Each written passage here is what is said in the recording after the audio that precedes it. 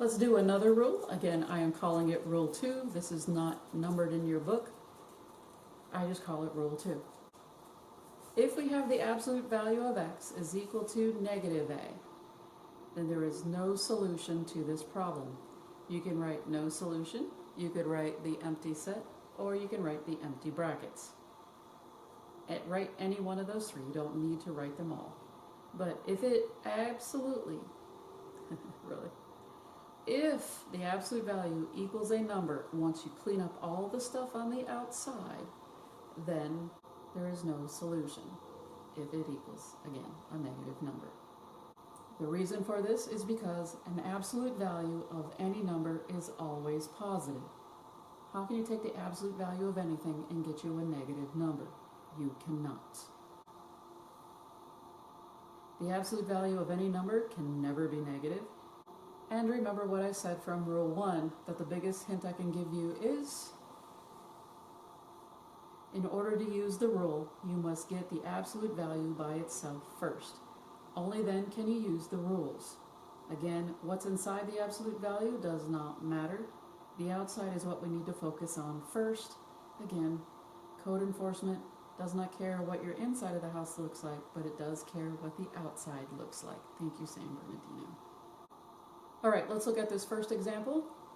There is nothing on the outside of this absolute value. That means that the only thing I get to do is look at this.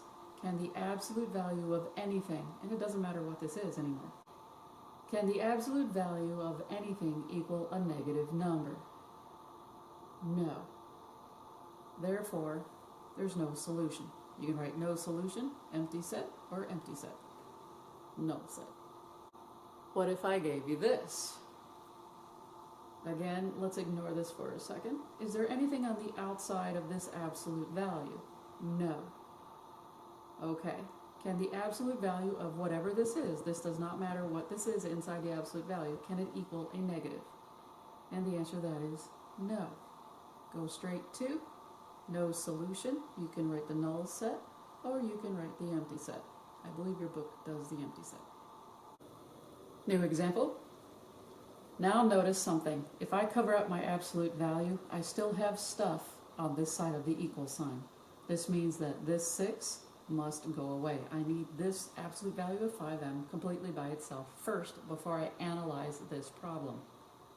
So when I do, I notice that this has to go away. What am I going to do? Well, if that's a plus 6 and I want to move it, I'm going to subtract 6. 6 minus 6 becomes 0. When I simplify, nothing happens to the absolute value of 5m. I now have 4 minus 6 is a negative 2. Stop here and analyze this. Do not keep going. A lot of students, when they get to this part, just keep on going, and that's not how this works. Analyze what you got first.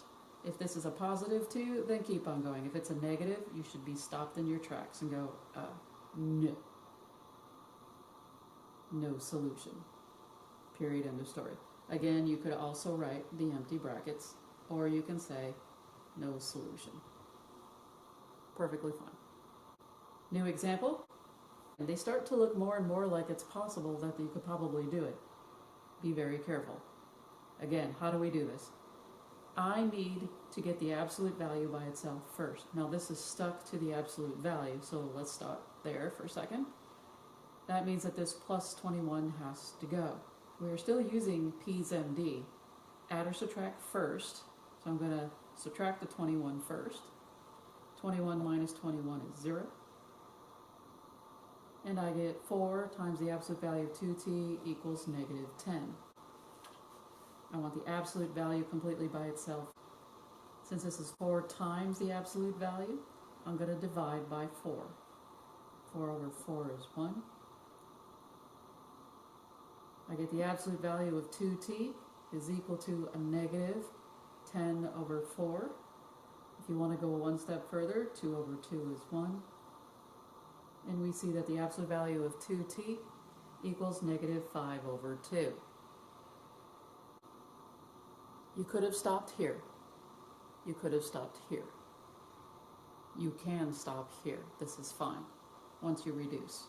Either way, you're noticing that you got a negative 10 over 4. a negative 10 over 4 reduced a negative 5 over 2. Can the absolute value equal a negative no matter what's inside?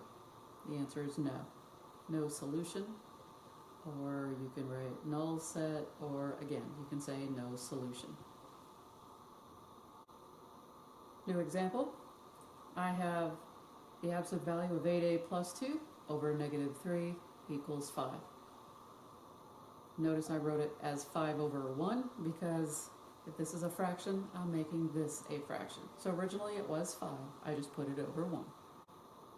To get this absolute value by itself, the first thing that I'm going to do is to get rid of this negative 3. This is dividing by a negative 3, so I'm going to multiply both sides by 3 over 1. In this case, a negative 3 over 1. Negative 3 over negative 3 gives me a 1. These are gone. I got the absolute value of 8a plus 2 equals negative 15. Is that possible?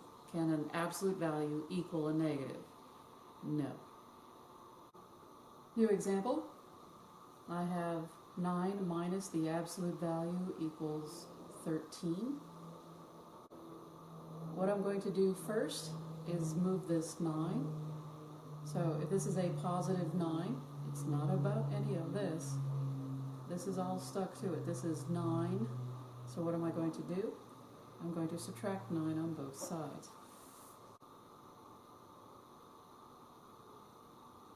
This leaves me with a negative, or you can say a negative 1 times the absolute value of 5x minus 2 equals 4.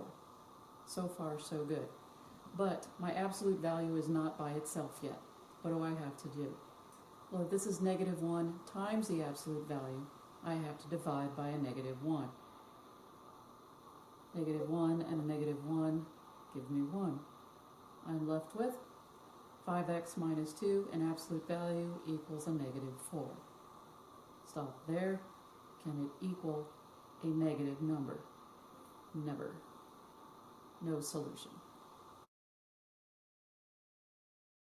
Again, code enforcement does not care what your inside of the house looks like, but it does care what the outside looks like. Thank you, San Bernardino. Yeah, I got issues. Oh shit, I thought I turned you off. Fuck.